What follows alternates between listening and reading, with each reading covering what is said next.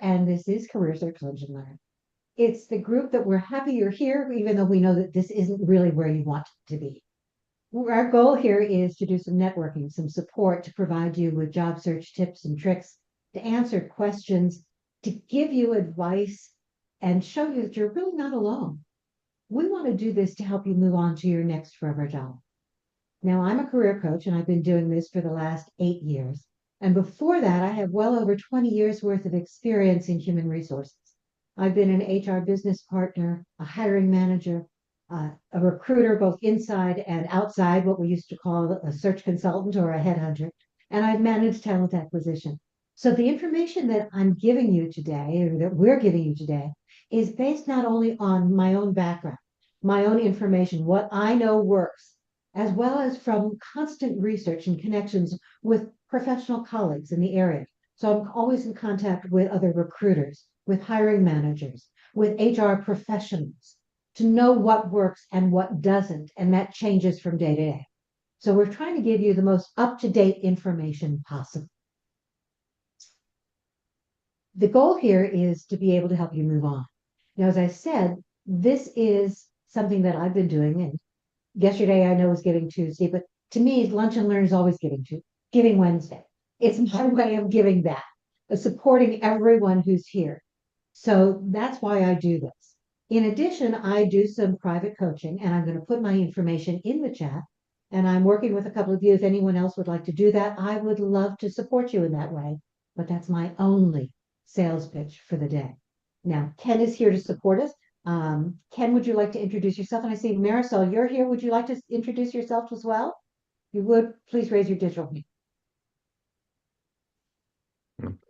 Hi, everyone. Kenneth Lang here from Northern New Jersey. I just recently started as a Lee Hecht Harrison career consultant, which for me is addition to the work I do. I work one-on-one now with those that are in transition. I think the biggest challenge, and I actually did a post about it today, was all the spam LinkedIn, the spam emails you get. And I actually did an actual cut and paste of one I actually got. And I recommend you not only look at that, but think about that from your perspective. And I think it's so important to really reach out to people. I had a conversation at 11 o'clock today with someone who was interested in getting involved and in similar things to what I do. And I said, let's just have a conversation. Let's see where it goes from there. And I think that's so important. And Marisol, it is so great to see you. It's been a really long time. I mean, Marisol and I think we first connected 3, 4 years ago, maybe. I'm not even sure how long it was, but we've stayed in touch. So, Marisol, take it away. Hello, everybody. I'm Marissa Maloney, Navy veteran. I used to work in the top secret cleared space, and then when I transitioned to the military, I became a recruiter for Department of Defense. I recruit for a lot of top secret cleared intel analysts mostly, but sometimes data scientists, cybersecurity analysts. And while I was doing recruiting, I learned about how like bad resumes can be written by people. They just don't know any better. So I started helping people onesies and twosies for free. And then a year later, I started my own resume writing business called Secret Squirrel Consulting because everybody with top secret clearance is considered a secret squirrel. So I do that as well. I work with a lot of military veterans, military spouses, transition service members, but I do work with civilians as well. I write entry level all the way to executive level resumes. And I do post a lot of free tips, job search tips as well. And I like to collaborate with people like Ken. Just, I recommend following a lot of career coaches, resume writers, and recruiters for the organizations that you're trying to work at. So I know Amy Miller is a big voice on LinkedIn. She recruits for Amazon. So if you're looking for Amazon jobs, follow her. Booz Allen, if you're looking for defense contracting jobs, follow recruiters that post about those jobs. So always try to reach out to recruiters in your industry. The common mistake I see with job seekers is that they try to reach out to recruiters who don't recruit in their industry, and then they set themselves up with, for failure. So the job candidate experience starts with the candidate. And that's my 2 cents for now. We appreciate it. Thank you so much for joining us. And as we're going through them, we're answering questions. When you've got ideas to share, please join us. So thank you very much for that. Okay, we always start these sessions with quick wins. As I said, we're kind of a networking support group, so we want to make sure that everybody gets recognized. And a win is important to share. It tells you not only that you're doing something good, but that other people get that sense that something's working for you. They want to be able to applaud you. Now, a win doesn't necessarily mean you got a job. Win doesn't necessarily mean you got an interview. It could be you reached out to somebody and you heard back, or you had an interview and it didn't go anywhere, but you had the interview. You had that contact. So if you've got a quick win to share, please raise your digital hand so that we can support you and we can share it with you. Any quick wins from this week? I know it was a short week because of Thanksgiving. Okay. All right. Perfect. Yes, Stacy. Can you turn your camera on? There you Yeah. go. I just did. Sorry, I look horrible, but I'm turning it on. I had an interview. It was my second interview last week on Wednesday, and I actually joined this meeting late after it ended, and then I had to walk away because the HR person that I had the first interview with, he called me after my interview to tell me that he asked me for my feedback and asked me how it went. And I told him I thought it was okay. Not great, but okay. And he called and said he got good feedback from the three people that interviewed me. And he said he would get back to me regardless, either way, probably mid this week, to see if I move on to the next step. But he said no matter what, he'll call me and talk to me and give me feedback. And I thought that was amazing. And I thanked him and said, I was just so like shocked that he called me. Like I said, I'm still like he said, what talk to me, tell me how it went. And I said, I'm still trying to wrap my head around the fact that you're on the phone with me.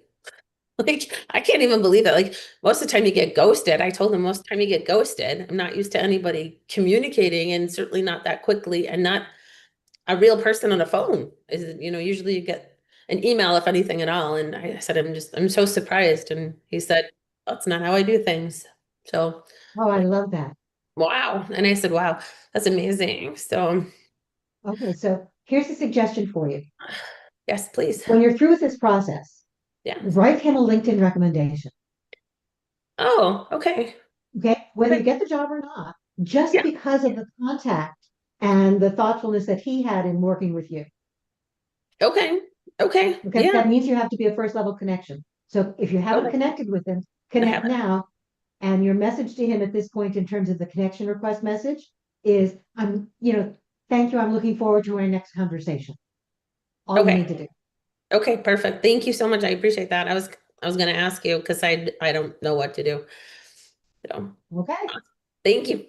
you're welcome. And give yourself credit. Even though you think it may not have gone well, obviously he did. Yeah, I was really surprised that, I said you already have feedback. Like I'm shocked because it couldn't have been 30 minutes since 20 minutes since it ended. And he said, yeah, I got initial feedback and they said it went well. And I said, well, I wouldn't say it went well. I wouldn't say it was terrible, but I wouldn't say it went well either. I would just say it was okay. Don't keep So, putting yourself down. Don't keep yeah, putting yourself down. yeah. Okay. I know that self-confidence is hard the longer you're in this process. My whole life, whole life. It's tough. Yeah. We're here for you. Thank you. Congratulations. Keep us posted. Thank you. Lisa. Hello.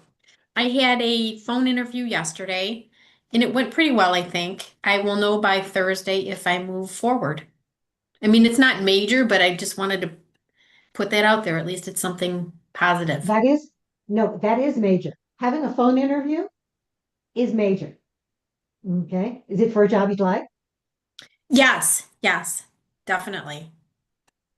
Yeah, I kind of think that I might be, I don't know, underqualified, but I know. I shouldn't have even said that or think that. No, I you am say that qualified or here. else they wouldn't have called me. Exactly. So you're qualified enough to have that conversation. Right. You can start, if you haven't done it recently, do a post between now and Thursday, something that is professionally related that would relate to that job. Okay. I will do that Okay. today for sure. That shares your expertise, or comment on somebody else's post, I including will one do of theirs if both. they have. Okay. Yep. Thanks. And it's okay to be a little underqualified. That way you have something to learn. You know what? I'm not qualified for every single thing on the 3 pages of things that they wanted, but I am qualified for the majority of them. So Perfect. it's And thanks it's for just a reminding people. different, I'm sorry, go. No, go ahead. It's just a different because I'm not staying in the same field. I'm trying to move out of it. So it's a different field. So that's kind of what throws me, but I know that I'm qualified or they wouldn't have called me. So Exactly. And you've got the skills. I have no doubt that you can do whatever the job is. And that's also a reminder to everybody else is that when you're applying for jobs, you don't have to have everything. You just have to be able to show what you can do. Good morning, afternoon.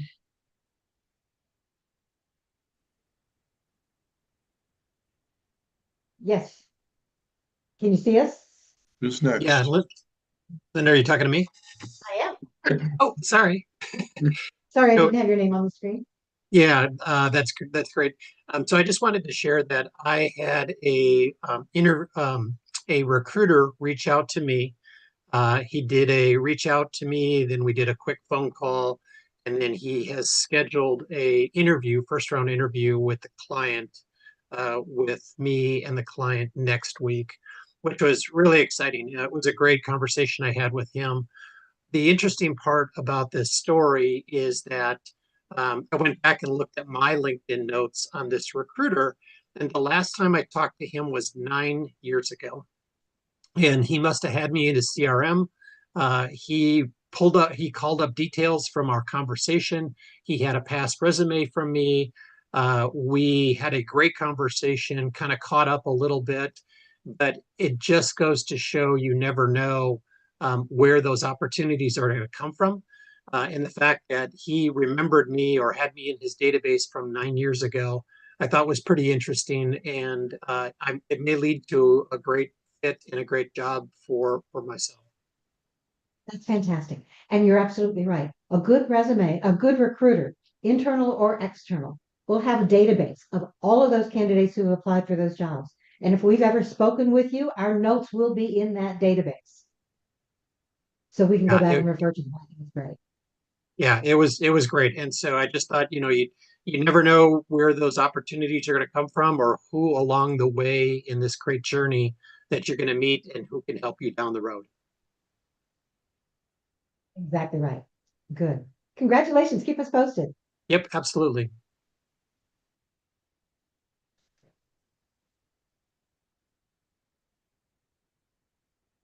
Hello, can everyone Hello, hear how me? are you? We Hi, can. my name's Heather. Greetings from Chicago. I found out yesterday that I'm considered or requested for an interview in the next few weeks for an art center here in Chicago with a marketing communications role. And then a couple of weeks ago, I was up in the Twin Cities and I was visiting family up there. And I had reached out a week before I was up there to a role I had applied up there. And then I said, I'm going to be up there. And if you're interviewing at this time, I would love to meet you. And so I came in for an interview with them too. So I'll know like in this coming week if I'm making it to the next round. So exciting news for that. It's nice to have those interviews come through, especially when you've had a little bit of a drought period. So yeah, those are my wins. Those are great wins. And I love the fact that you reached out to them and said, I'm going to be here. If you're in the area, I'd love to have a Yeah, conversation. That's wonderful. Congratulations. thank you. TJ. Yeah, I had a very warm lead of a position surprisingly local, and I am exploring the opportunity as we speak. Excellent. Congratulations. Yep, because it's a friend of mine at the college here pointed this position out. It turns out I know some people that work there already. Even better. That always helps to have those kinds of networking connections. Mhm. Good luck. Thanks. I'll keep you posted. Yes, please. Let us know how we can help. Okay. David.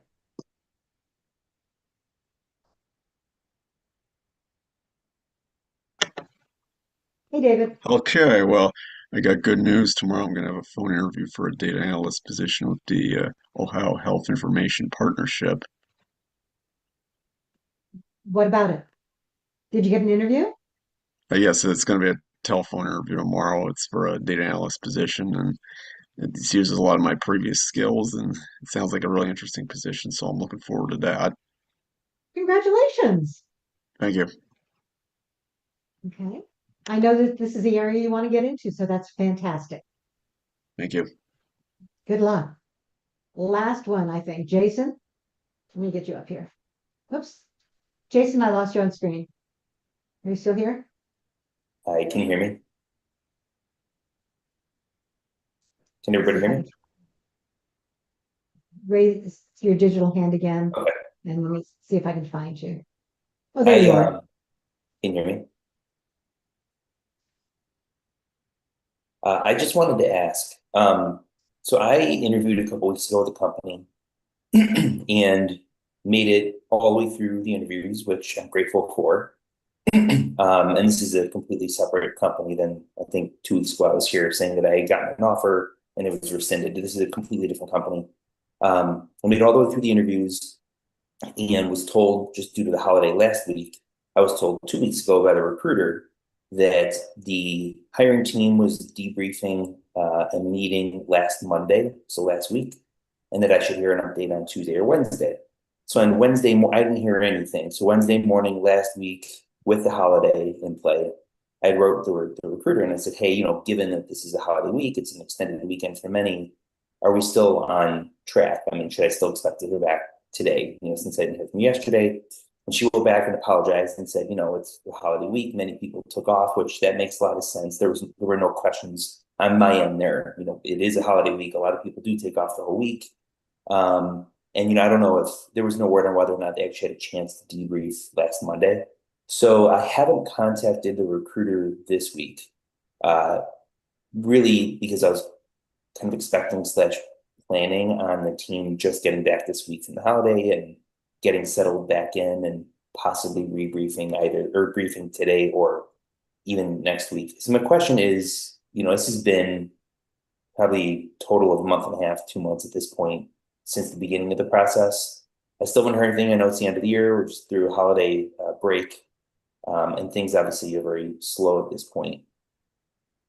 What's the recommendation, Linda, kind of just in general, on when I should reach back out to the recruiter? Should it be this week? Should I wait till next week? Just given that it's the end of the year, and it would be great to have an answer if possible at some point soon.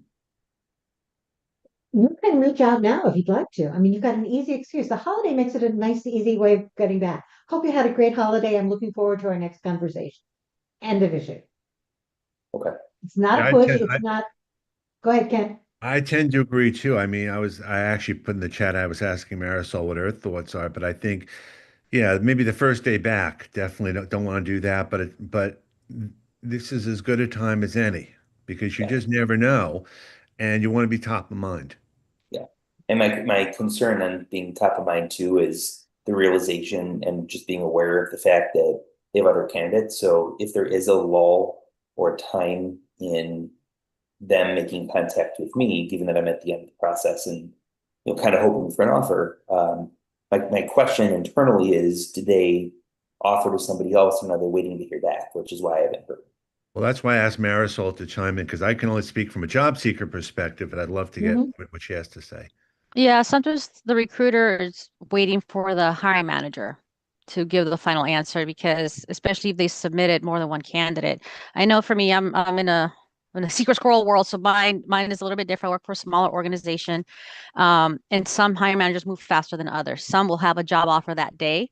Some will drag their feet because they're still interviewing other people, and hopefully the recruiter's being transparent. I'm very transparent with my candidates. I'm like, okay, this week they're going to be doing a lot of interviews. They have another one on Friday, so you'll hear back from me by next Friday. I should know something. So I try to give them a kind of like a timeline of when I'll hear back.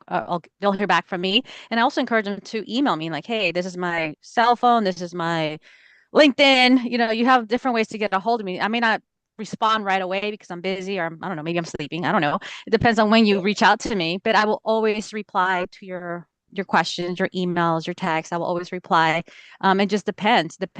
Like I said, every hiring manager is different. Every job requisition has different needs. Something that needs to be filled like yesterday, you're going to have a response that week.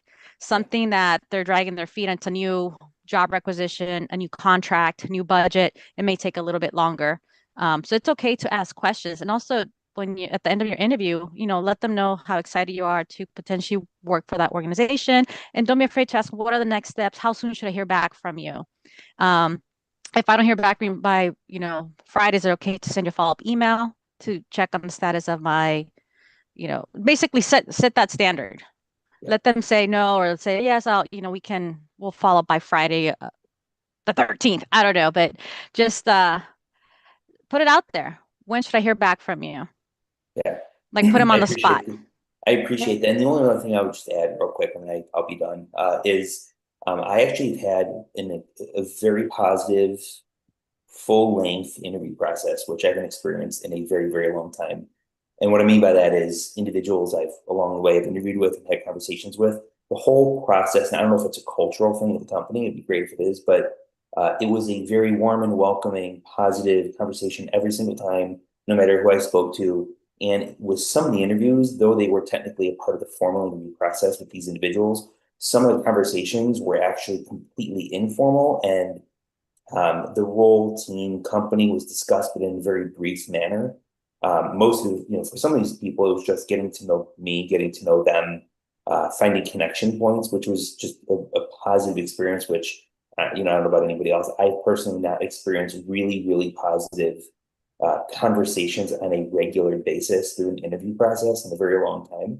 So I see that as a positive thing, but I also had an internal referral, which is how this happened, followed by another contact of mine who just started there, who put a good word in for me. And then one of the people who I interviewed with, who used to work with somebody who I know there, also I interviewed with this individual, and it was just one of those natural conversations. But she had said, even though I'm not the hiring manager, I'll also put a good word in. So it's just everything kind of seemed to line up in a positive sense, which I don't want to get ahead of myself, but just seems like maybe it's a positive cultural element of the company. So I'm crossing my fingers, but I appreciate the feedback.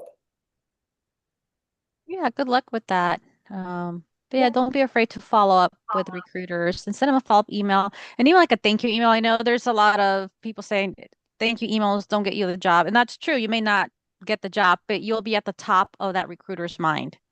The more you follow up, like I've done that where I had to reject someone, but I let them know, hey, you were qualified, but they just went with someone that had more years of experience, or they had a very specific clearance that they were looking at. So I reiterate, because for the roles that I recruit for, they have to meet 100% of the requirements, because they have to have the top secret clearance, they have to have the degree, they have to have minimum of whatever 10 years experience. So if they're missing any one of those qualifications, I have to reject them. So the ones that I send to the hiring managers, they're all 100% qualified. They meet all the requirements. And then the hiring manager decides from there who they're going to move forward. So then I let the person know you were qualified, but unfortunately I went with someone else, but I want to keep in touch. And so if another role becomes available that meets your background, I will reach back out, and I do. And I also encourage them to keep checking the website for new positions, and also to follow up. Like if they see a new position, open up, apply, and also email me. They have my contact information at this point. So stay in touch with the recruiter. Be polite. It sucks when you get bad news. Sorry, they went with someone else. You don't want to hear that. But try to be gracious, be kind. I haven't had anybody be rude to me yet. I keep hearing horror stories from other recruiters that they swear at them and hope they die, and just they say some nasty stuff to recruiters.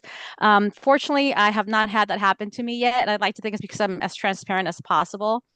And I communicate a lot with the candidates I do move forward. But the other ones, because we get so many, yes, they do get my automated response. But I have a template. So I have different responses for everybody. Okay, we reject you because you don't have the right clearance, or they went with someone else, or this role has been filled. So yeah, so that's how I do things. But every recruiter is different. But I'm also military, so I'm very let's get it done, and very transparent. Yeah. Unfortunately, Thank not you. all recruiters are that way, but all recruiters, if you're not bugging them in the sense of getting back to them every 2 or 3 days, if you're making that case, you're keeping in touch, and you're doing that thank you even after a rejection, I'm big on those, both as a hiring manager, a recruiter, and a coach. A thank you even after a rejection keeps you top of mind, reminds them that you're going to want to continue those conversations in the future. When you come back for another interview or when they go through their database, you're going to be somebody they think about. Got it. Thanks. And your responses stay in the system forever. So if you send back a nasty email, the recruiter will probably document it in the applicant tracking system. You can take notes on there. You can send offer letters through the ATS, email through the ATS. All of that is a record. So if you do apply in the future, I mean, you better be 100% qualified for them to be like, okay, we'll make an exception. But normally people don't want to work with jerks. So there's Yep. that. Exactly. Okay. So we've got all that. Perfect. Okay, good luck, Jason.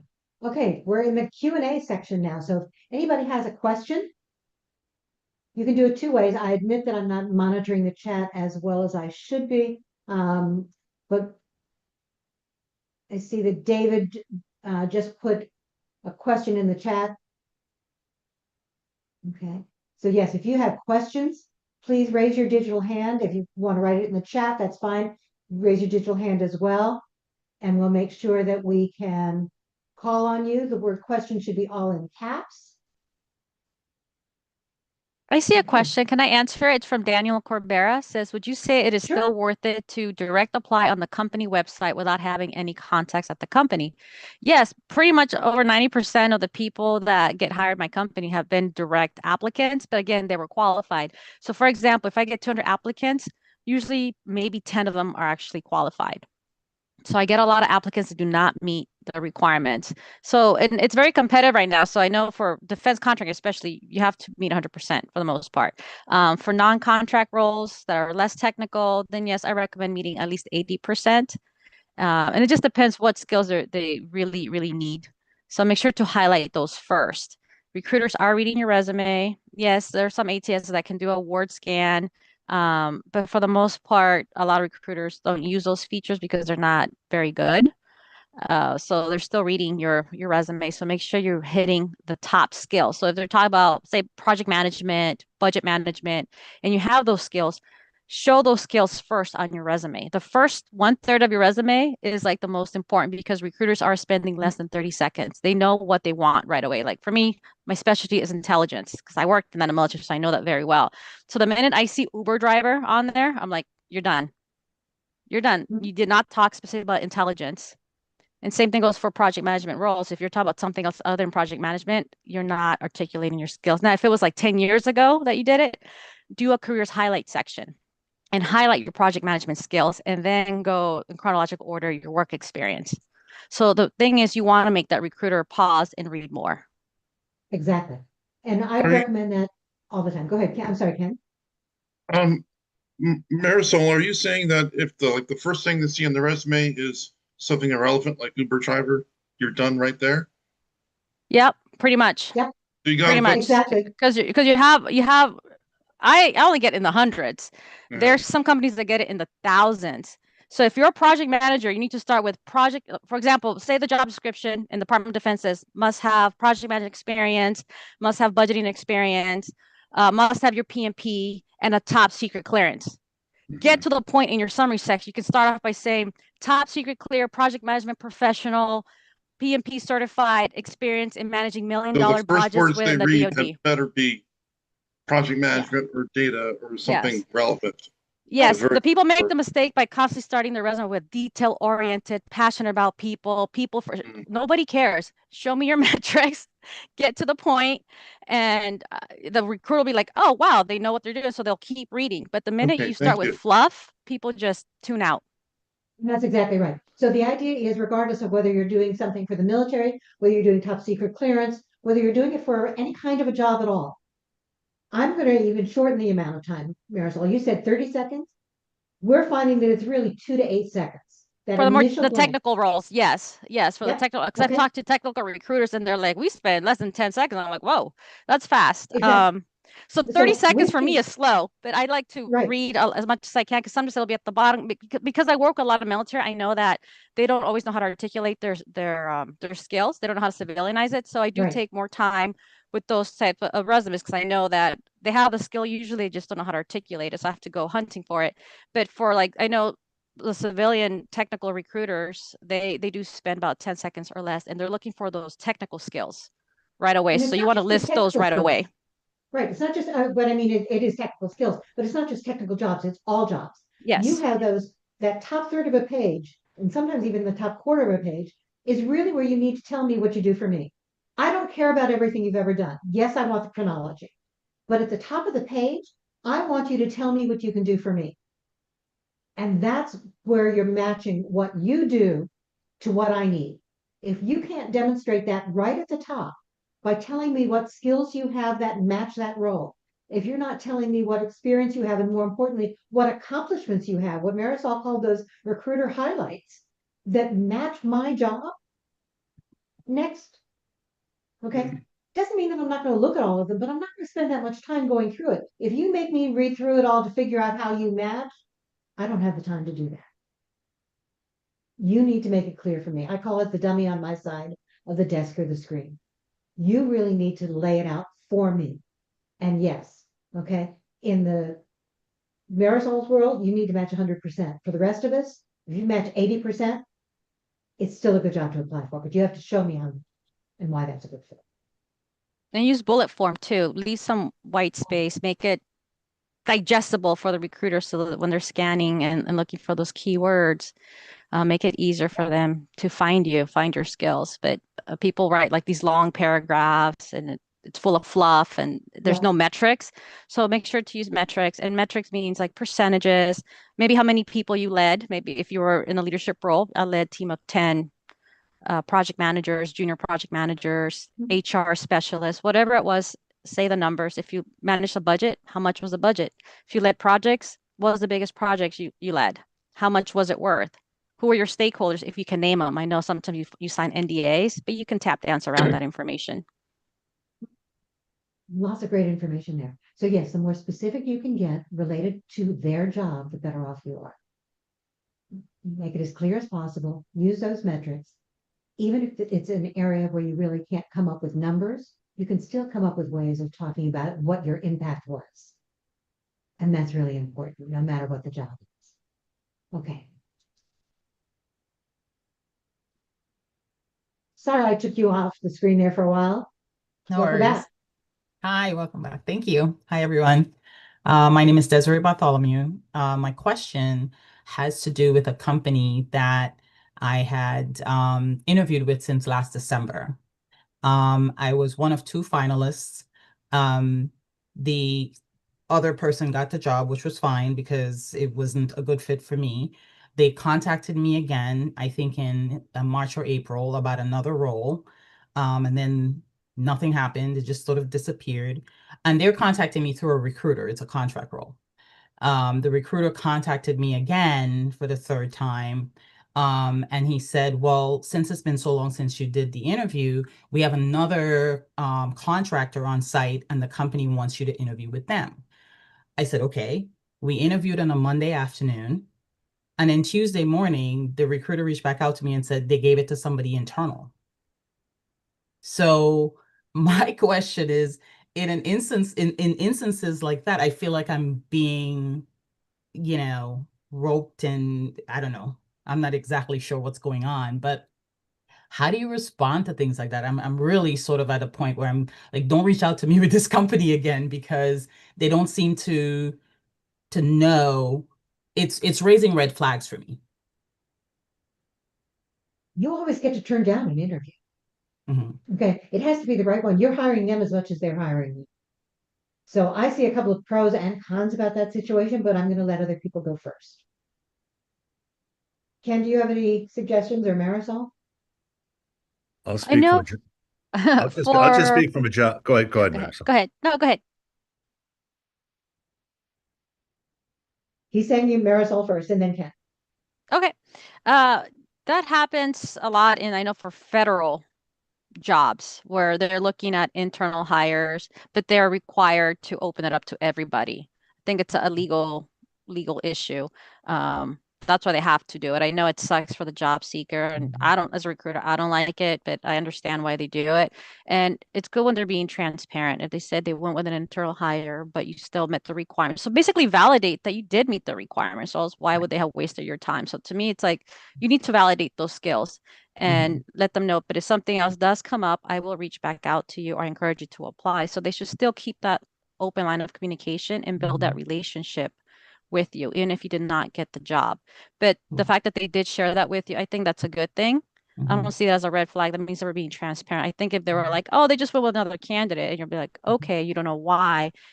I Right. think that hurts more. But to know that they want an internal hire, you're like, okay, so they had their eye on someone else all along. And I just had to play the game. It sucks for you because you're, Right. I understand Yeah. all that. But the It fact was that they just a did share, time. It was just, yeah. I interviewed on Monday afternoon, and then Tuesday morning they came back with, well, we gave it to somebody internal. So my question is, why waste time, and not just my time, obviously, but the other contractors' time and the recruiter's time, going through the whole exercise when it sounds to me like there was already an internal candidate in the wings because of the proximity in terms of the time. So this was, like I said, the third time that they reached out to me. So yes, they seem to value my skill set, but it just feels a little bit like they're jerking my chain.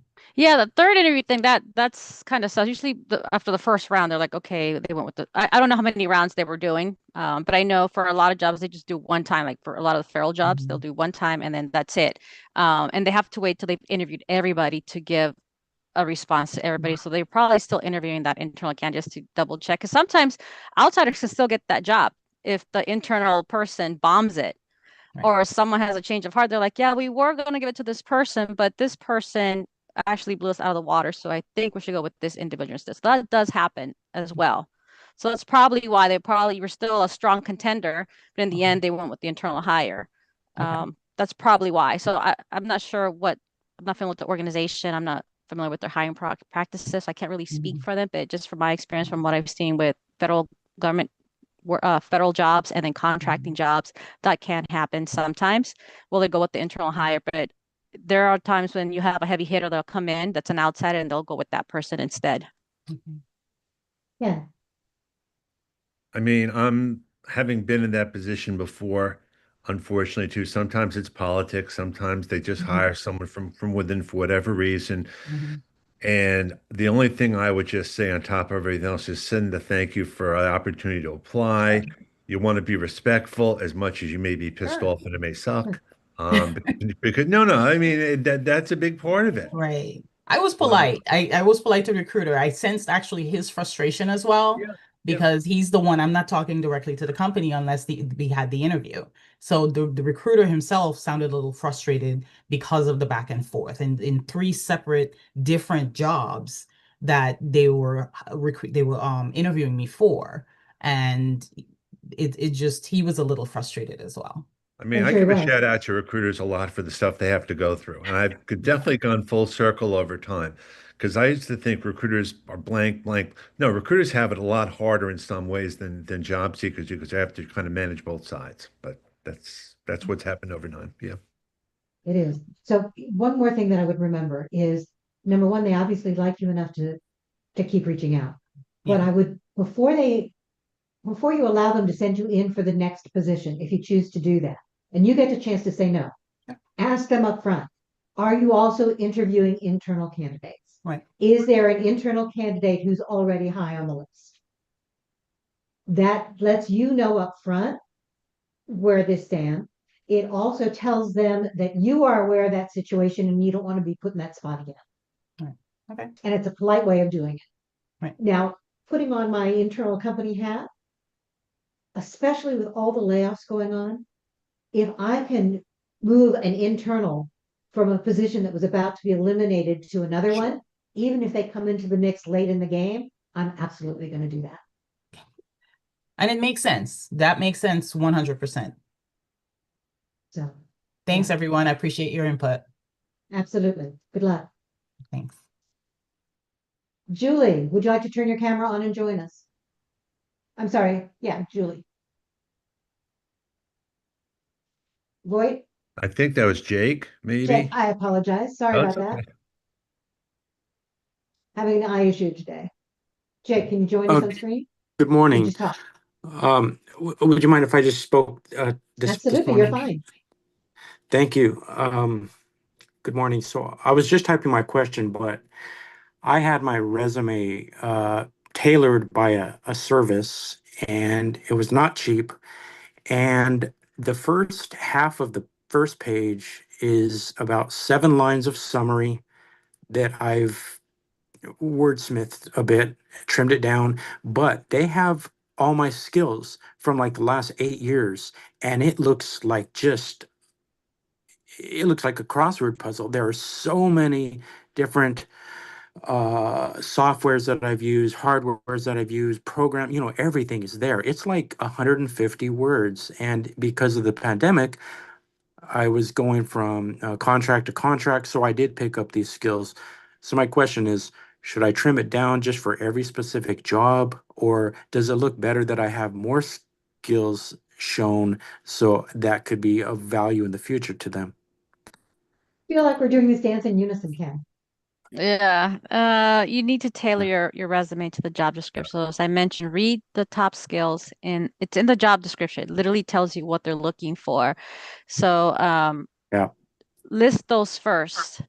And if you have Okay. space or the other ones that you have, then that's great. But list the ones in the job description first. People make the mistake of listing skills from like 20 years ago, 10 years ago, and then they forget to actually answer the question about, do you have, the skill in hardware, software, and Right. they Yeah. have it, but they didn't list it because they were too busy talking about their other skills because they thought it sounded better or it sounded great. Or Right. remember, you're writing the resume for the recruiter, but really for the hiring manager. The Mhm. recruiter is just a screener. So they're matching your resume with the skills listed in the job description. That's what they're looking. They're scanning for those words and also looking if you just list skills, doesn't help either. So if you have skills in hardware, software, then make a bullet about that, what you did with All that right. skill. Don't just list them. That doesn't And help. and so I'd be using the word twice, which feels like a flag to me. It's like, well, it just looks repetitive because you list it, but then you also put in the bullet point. That's okay. Yes, you have to explain how you use that skill. Yeah, You exactly. can't then- just It's say, okay to use the same word more than once. It's okay to use the Okay. skill more than once. Okay. yes. But if All you're right. not tailoring it to me, it doesn't work. Ken, You have to Got it. explain how you use that skill because, okay, you're telling me you know how to recalibrate something, but okay, give me an example of when you did Mhm. that. Yeah.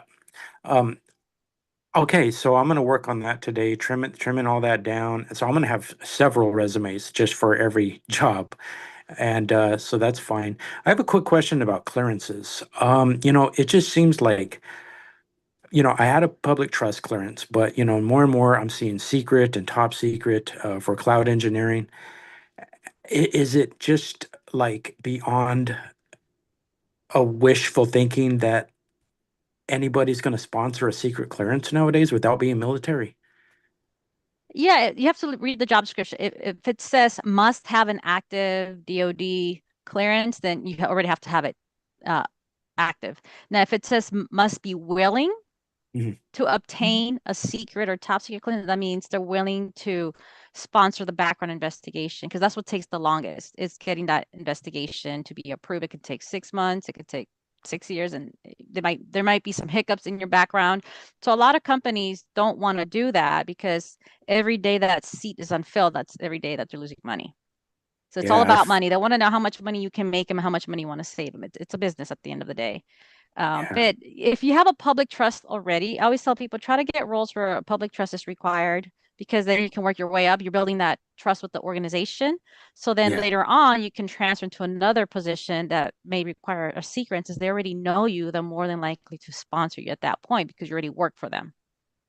And Yeah. you've already proven yourself that you're trustworthy. So they could bump you up to a secret. So I always tell people try to go for public trust roles if you really want to go into that cleared space. But it'll take some Okay. time. It won't happen overnight. But you Yeah. just have to be patient. Okay. Thank you. Thank you, both of You're you. I welcome. appreciate it. Ken, did you have anything you wanted to add to this? I've actually been putting things in the chat, which I Good. think is I'm making sure the accomplishments are prioritized by importance, not necessarily chronologically. IT maybe create a GitHub where you can put everything there as another link. Again, it depends. There's no one specific right answer. Yeah, you just have to tell your story. Are you getting Yeah. your story across to the reader? Remember, you're writing the resume for the reader, not for yourself. So people want to put all this extra stuff like volunteer work that has nothing to do with the job. So if it unless you like say you were the head of, I don't know, you were doing events at your local school, local university, that's great if you're going for like project management or program coordinator or event planning type of jobs. But if you're going for like cyber, leave that stuff out. It's not relevant. And you're eating up valuable real estate that you can use instead to talk about your other skills that you have. And like when I talk about tailoring, you don't have to rewrite it every single time. If you're applying for IT roles, then it should be pretty much IT specific. An example I always use as far as like for tailoring your resume, if in the job description it says must have hot dog eating experience and you have hot dog eating experience, swap out a less relevant bullet for that hot dog eating experience and then explain how many hot dogs you've eaten per year, per month, per week. And if you want an award because you won a hot dog eating contest, then put that in there. That's relevant. And then if you apply to another job that's similar and they're looking for hamburger eating experience and you have hamburger eating experience, then you would probably swap out the hot dog bullet for the hamburger. So that's what I mean by tailoring. You don't have to rewrite the whole resume. You're just making minor tweaks. If it's taking you more than 15 minutes to tailor your resume to that next role, then you either didn't understand the assignment or you're not qualified. And I would also take the about section on LinkedIn. Go crazy with the about section. Add all the skills on your LinkedIn profile. I mean, that's making sure you do that there. I mean, otherwise it becomes word diarrhea, a resume. I mean, You're right. Yeah, I had recently heard that LinkedIn is actually the place to where you really elaborate to yourself, and the resume is just a shortened version of that. They're different versions, different ways of phrasing it. So LinkedIn is very generic. You can put everything in the world out there, hot dogs and hamburgers. Yeah. Okay. But on your resume for that specific job, if they're looking for fish instead, you're only talking fish. It has to be specific to that particular job. LinkedIn is broad. Could you repeat that? So if they're only looking for fish, I put that on the resume you said, or LinkedIn? So if they're only looking for fish, only include fish, since we're using the food analogy. Yeah. Right? And Yeah. it's getting to be lunchtime for some of us. Right? So the idea is that you only include on the resume, especially in that top third portion of the resume, where you're talking about your skills and your accomplishments. It's what you can do for them. If they're not looking for hot dogs, but they are looking for fish, you're only talking fish. On LinkedIn, you can talk hot dogs, hamburgers, Thank you. Thanks again. And Yep. desserts, just on LinkedIn. Yeah. Actually, dessert Got sounds it. good. Got it. All right. Yep, that's helpful. Okay, good. Belle, you've been waiting a long time. Yeah, I have a resume question. I would like to get rid of my summary. And what I'd like to replace it with are just a few bullets of my accomplishments with metrics and something entitled what I will do for you, with some more bullets that, of course, match what they're looking for in the resume. I'd like to get some feedback on that. What level is it? Entry level, mid level, executive level? If you're going for executive level roles, you definitely want a summary section. If it's entry level, you can bypass the summary section and go straight to the experience section and go hard with the metrics there too. It just depends. It depends on the story you're trying to tell. How do you want to be seen as a professional in your industry? Well, I was at executive level, but I'm transitioning. I would like to transition out of that. I was an HR director, and I'd like to not go down, but you become an HR generalist or a benefits administrator. So that's yeah, I don't want to Okay, so you can start it with like HR professional experience in whatever it is that you're trying to do. Because if you start off with you were executive before and you're going, and I know this happens a lot with a lot of people that want to go from executive to more specialist because they're tired of dealing with, the management piece. They just want to be the doer. And that's fine. Just be able to articulate it in your resume. And if you have over 20 years of experience in HR, I would just go back maybe 5 years. So look at the job description. If it says must have 3 to 4 years experience, only go back 3 to 4 years or 5 years. But people make the mistake of going back 20 years and they start their resume with 20 years experience in executive level HR, and the person will just pass on you because they already know they can't afford you, first of all, because it's a junior level role. So it's a junior level budget. So if you're, making 6 figures at the executive level and that only pays maybe, let's say 70, just to pick a number, 70,000 a year, and you're like, but you're okay with it. They don't know that you're okay with it. Yeah. So the point of the resume is not to get you the job, is to get you that interview. In that interview, you're going to tell them why you want that role and why you're okay with taking a lower role at that time in your life. Maybe, you want a better work-life balance, or you just enjoy doing the hands-on part of HR and you don't really want to do management anymore. And that's okay as long as you're being authentic and honest. That's my 2 cents for that. All right, thank you. Yeah, that helps a lot. Actually, it's also part of the reason for doing a cover letter, is because you can explain some of that in your cover letter.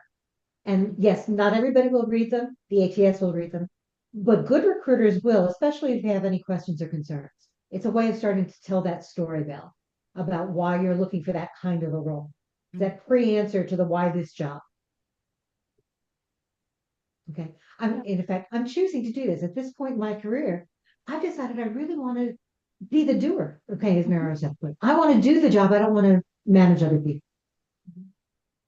And that's okay. I work with a lot of transition military that have been doing it. They're in the military, we do a lot of leadership roles. So after 20 years, 30 years, people get burnt out and people feel that they have to keep doing executive level roles after 20 years, when really you just want to go do your job, work your 8 hours and come home and not worry about late at night phone calls that someone got in trouble, or there's someone's, being accused of fraud or whatever the drama is when you're managing people.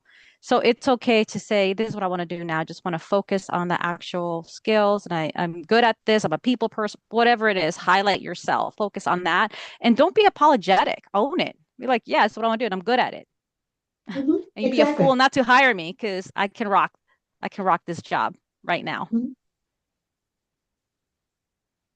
Okay. And did you have anything? I don't want to put you on the spot. No, not really. I think, Marisol hit it all.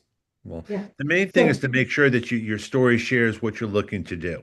Because a lot of people of a certain age or a certain background, they're looking for something different, and there's nothing wrong with that. Right. But you have to let them know that you're not going to leave the minute you get a job that's $20,000 more, because that's one of the things a lot of people are worried about. I'm taking this as a job now because there's nothing else out there. That's not true, but again, that might be a perception, from the company side. Yeah, it has happened. What? Yeah, What? it does. No, that's a concern of mine. Yeah, it happens a lot where senior people go for lower level roles because, have bills to pay and they do leave those companies. It's happened with my organization where someone, they had been doing it they went for a senior level analyst role or a junior level analyst role, and they had like over 20 years experience until they took a huge pay cut. And they're like, oh, no, it's okay. But then once they found a higher level role somewhere else, they left the company. So it is a concern because it does happen.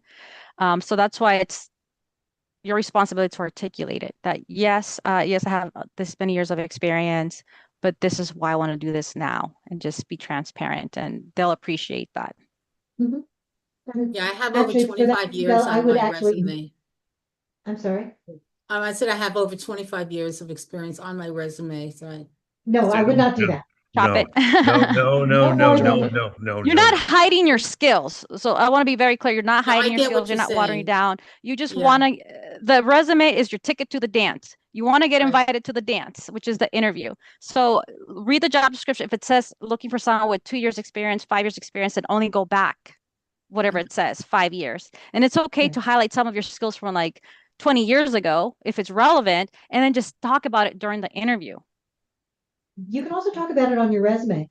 Add another section, Val. It's called additional related experience. Then you can list individual companies or jobs, okay, without dates, without bullets, but it allows you to refer to them both in terms of the skills section and the accomplishments, as well as bringing them up in interview stories. It doesn't expand the amount, it doesn't visually expand the fact that you've got 25 years. Yeah. Okay. I can't tell. And you don't have to list every job there. So you list the most relevant ones in addition to the most current. Okay, because you really want that most current one on Yeah. In your situation, Bella, actually, I would encourage a professional summary because that professional summary highlights those individual contributors' skills and desire to be there. Yep. Okay. As opposed to talking about the fact that you've got 25 years of executive level experience. It's focused to the job. Yes, I wouldn't start with 25 years. You could just say experience HR professional in, and then list the skills listed in the job description, and then use metrics. Yep. So my recommendation is a skill section that talks about those skills specifically for the job, the accomplishments or highlight section that talks about the metrics related to the job. Okay, regardless of where they came from. Okay, I'm gonna take care of that today, and maybe I'll get a call back. Okay. I Okay. saw somebody else had a hand up and they may have left the room. Are there? I know we're at time, so for those of you who have to leave, I'm willing to stay on a little longer if anybody else wants to stay and ask another question or two. But in the meantime, I want to remind you to copy the chat. So there are two ways to copy the chat. One of which is to go up to the top of the chat screen where it says Career Search Lunch and Learn, the 3 dots. Click on those, and that will give you the option to do a file save or save chat. The other is to do it the old-fashioned way. Click anywhere into the chat, do a control, select all, and then control copy. It gives you that option, and you can do that as well. I will put it into our private group this afternoon. So make sure if you have not joined our private group that you do that as well. And I think I just added that into the chat as well. Okay. Other questions? I love the fact that this was such a lively session. Thank you all. Tells me that we do these at least once a month. In December, we will probably do it twice. Any Thanks other for letting me questions? play. I have to head out. I have Oh. to go to an appointment now, but it was great No, but thank you for interacting with sharing your everybody. perspective. Hopefully the Thank you for sharing information your was perspective. useful, and you can connect with me on LinkedIn. So if you have more, Belle, if you have more Can you resume put questions. your LinkedIn URL I did. in the I put chat it in before you there. leave? I put it Perfect. in there. I can put it again, just in case Thank anybody you all showed for up doing late. I have a question. I can't figure out how to put my hands up. Who is this? Okay, I'm gonna ask Jackie. Jackie, Okay, Jackie, if I can find you. I see Can you her. wave your hand on your screen? I see her. Hey, Jackie, how are you? Hi. Can you put her on the screen, Ken? Can I put her on here? No, I don't have to be on the screen. No. It's okay. But my question is, after a career break, and during that break, I was just taking care of my mom, and I took some classes, to upskill, but I'm not sure how to put that on my resume because I want to account for the break that I had.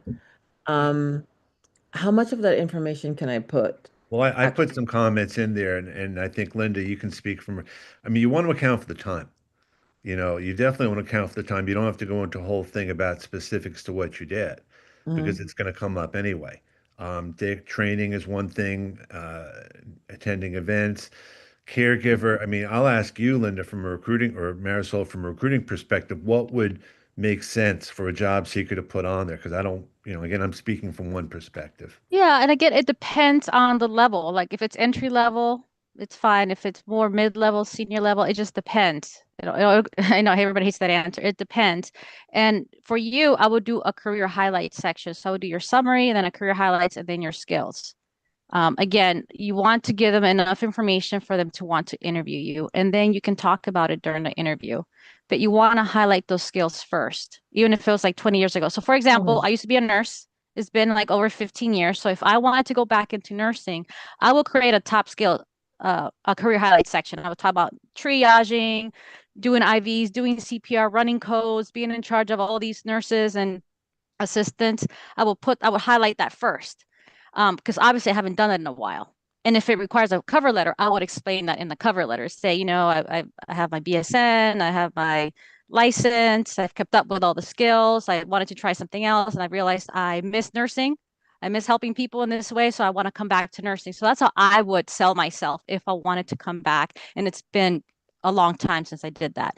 So I would create a careers highlights for you and then go into the skills and then list your dates of employment. And if it makes sense to put in the career break, You can also say you were self-employed or you were volunteering. It just depends.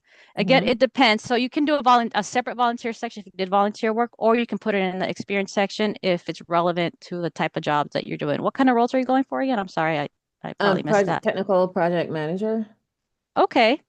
So yeah, how long taking you- care of somebody, that's But that's the project management project right manager. there. When That's you're a project ma- project manager when you're a caregiver. I mean, Sure Yes. was. there were different things you had to do. You had to coordinate appointments, you had to do this, you had to Exactly. do that. So Transportation, budgeting, dealing with health insurance, negotiating, that's all appointments, project management. negotiating. You did project management when you were a caregiver. And Yeah. like you said, as a nurse, because I did a lot of projects in the medical field. It was all patient related, but they were projects and programs that I managed. So you did project management during that time. You just have to get creative on pulling that stuff out. But I think you got this, Jackie. How I detail it. Okay, all right. Because my mom died, and after she died, I I'm had to sorry. take care of everything. So Okay, that was well, managing a project. So Message me, Jackie. I have to go. But yes, Okay. I did a lot of stuff when I took care of my father-in-law when he passed away, and then again with my brother when he passed away. They both had cancer at separate times, but it's a project and it's a process. Yes. And I'm so Thank you. sorry for your loss. But message me Thank and you. I'll give you some pointers. I have to go, but thank you, Okay, will everyone. do. Thank you very Thanks, much, guys. Marisol. Bye. Jackie, I'm very sorry for your loss as well, but you're right. You Thank do you. have a lot of experience that you could add, Okay. and I would add it to your resume. Also, the You- lessons you learned. What did you learn from your break that you can now support a future Yeah. company with? Oh. Exactly. Think about it as a little bit of a pivot. Yes, I was out, but this is what I learned, and this is what I can do to support you as a company.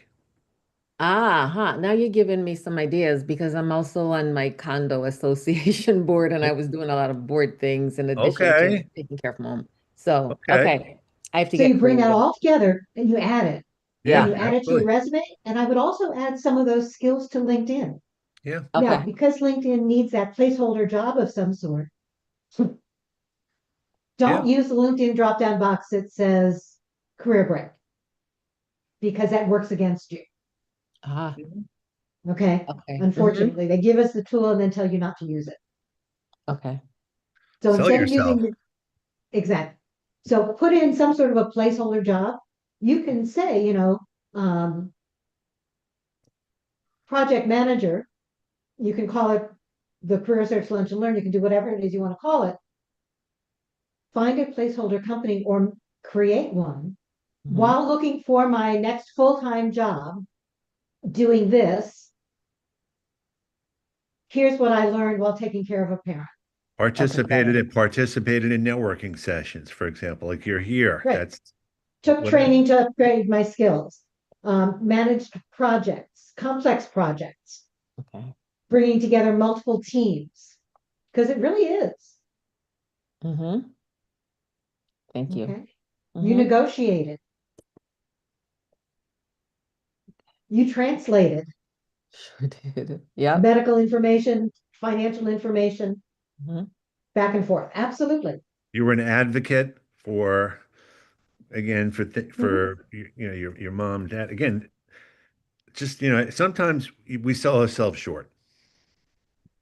True. Thank you. Yep. You're welcome. This is a possible related question. I'm sorry, who is this? Oh, this is Maureen. Maureen.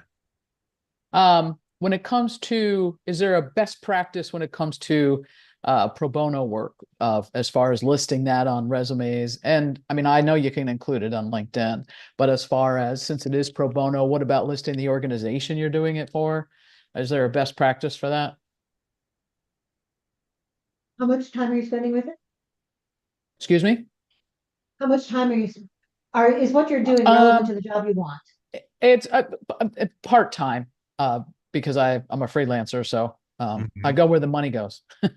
But it is within my purview of work and skills. So I was just wondering, is it something you list? Is it something you just talk about?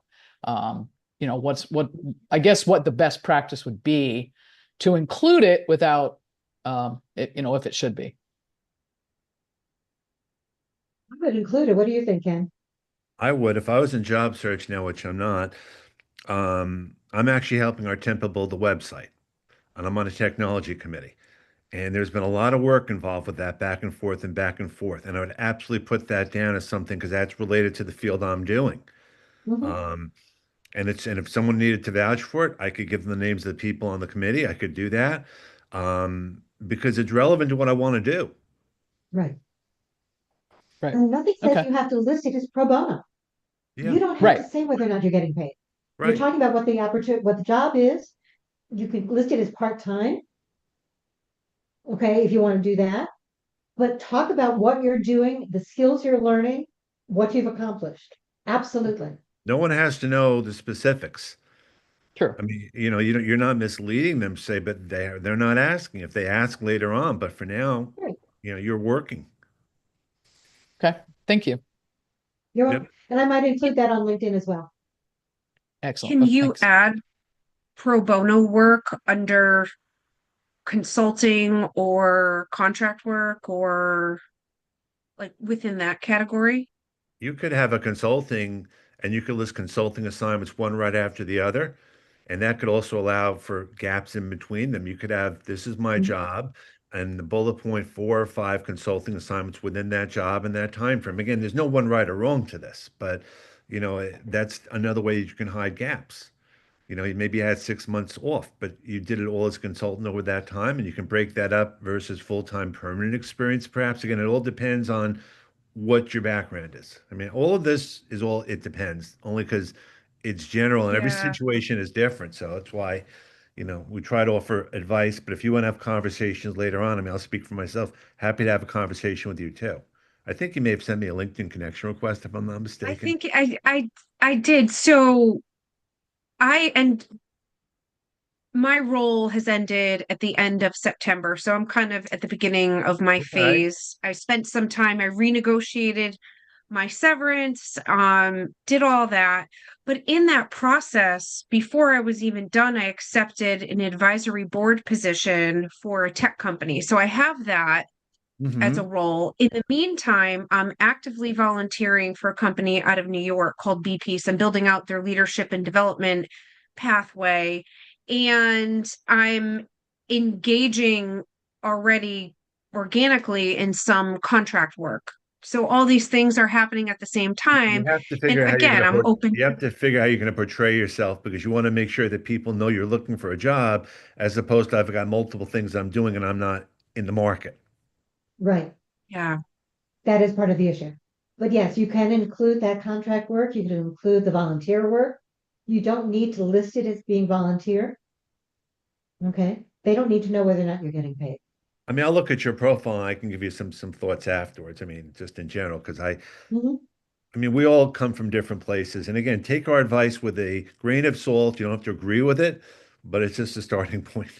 Exactly. I'm wrestling with my resume just like others on the call. I'm definitely in a full-blown arm wrestle with it right now. So I'm just trying to work through that. So this was very Absolutely. helpful.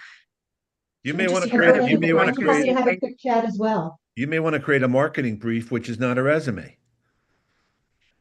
I am actually doing that tied to the services I can provide because I've Okay. had a few phone calls with people that are looking for fractional and contract work based on what I do, and I'm more than Mhm. happy to take that on. So So maybe you can have a link to where I'm that is as a website. But then it's another thing. A marketing brief is another way to portray yourself.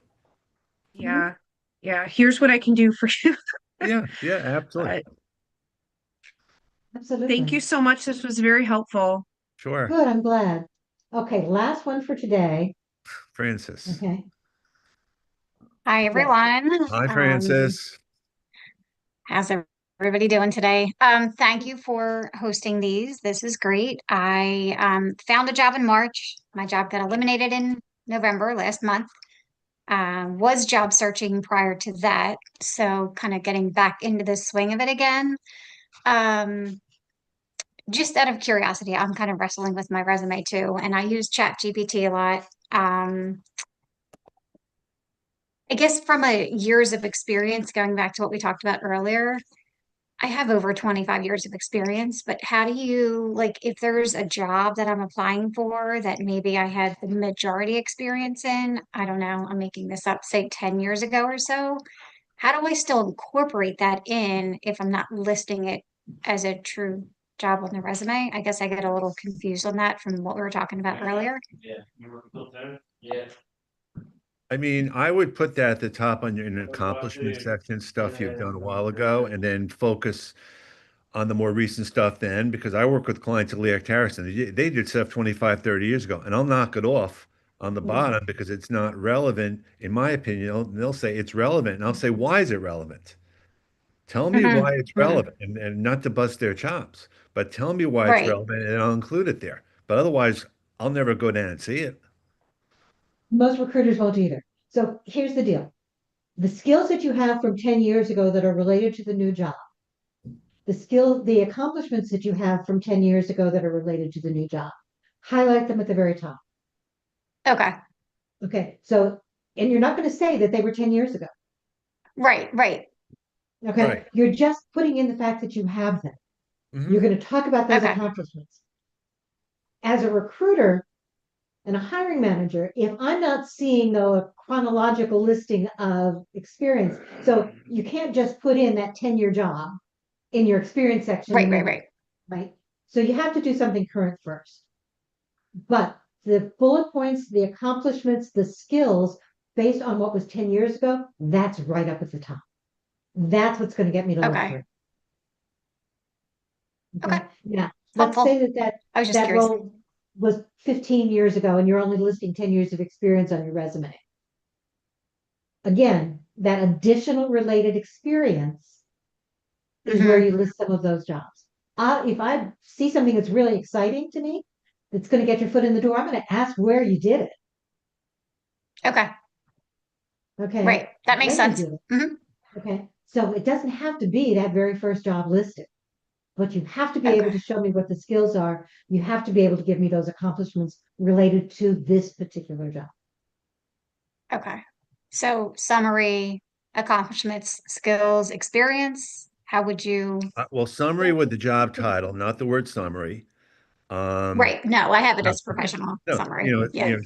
I would probably do skills and then top accomplishments after. Me And too. then the top accomplishment should be the one you're most proud of versus the least proud of, if you will, not just Right. chronological, because you want to get their attention. And then Right. I would go Mhm. into the chronology. That's my thinking. Okay. I do exactly the same thing, Ken, unless we're talking about an executive level position, in which case I would switch the Yeah. accomplishments and skills. But for most people, skills Okay. first. Those are the keywords. That's what's going to grab my eye. And please Yep. don't just do a listing all across the page. And you can make it areas of expertise. You can make it core competencies. It doesn't even have to be the word skills. Yep. Right. I have mine as core competencies. Well, I'm Okay. saying, but it's saying we get caught up Yep. on the words. It's whatever puts you in the best light possible. So figure out Okay. whatever it is you want to call it. I like expertise rather than core competencies, because core competencies has a tendency to say, here's everything that I've ever done, as opposed to Okay. expertise in this job. Yep. Oh, I like that. Okay. Awesome. Okay. Thank you. But I appreciate it. And it's all linguistics, but to some extent that matters. Yeah. Right. Absolutely. Okay. Awesome. Thank you. Appreciate it. You're welcome. Thank you all for doing this. Was this a useful thing? If it was, please let me know. Raise your hands, chat. I like doing these sessions because I think it gives us an opportunity to really share information and expertise. Perfect. Okay. So I appreciate that. We're going to keep going. We are past our time for today. Actually, quite a bit past. Yeah, I need to leave now, but I just want to thank everyone Okay. for So coming. remember the copy of the chat, put your information in the chat. Reach out to me privately. You can do a quick chat with me. You can DM me. You can email me. Give me ideas and suggestions so that we keep moving forward. We want to make sure these work for you. And I want to know what's working and what's not. Okay. In the meantime, please reach out with anything else that I can help you all with. I'm here to support you. I'm going to stay on for another couple of minutes to allow you all to copy that chat. And have a fantastic week. Hope you all had a great Thanksgiving. Bye, guys. Thank you. Have a good week.